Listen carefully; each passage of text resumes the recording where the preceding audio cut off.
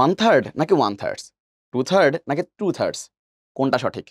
মাথায় রাখবে ভগ্নাংশের ক্ষেত্রে যখনই ব্যবহার করবে তখন প্রথম যে সংখ্যাটা আছে সেটা যদি 1 হয় পরবর্তীটা হবে সিঙ্গুলার, প্রথম সংখ্যাটা যদি 1 এর অধিক হয় পরবর্তীটা হবে প্লুরাল।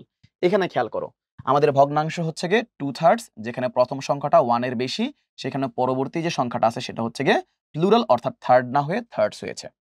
আবার যখন আমরা এই ভগ্নাংশযুক্ত সেন্টেন্সের ভার্ব নির্ণয় করব তখন একটা জিনিস লক্ষণীয় যে আমাদেরকে সবসময় পরবর্তী যে নাউন বা প্রোনাউন আছে সেইটা অনুসারেই ভার্ব নির্ণয় করতে হবে।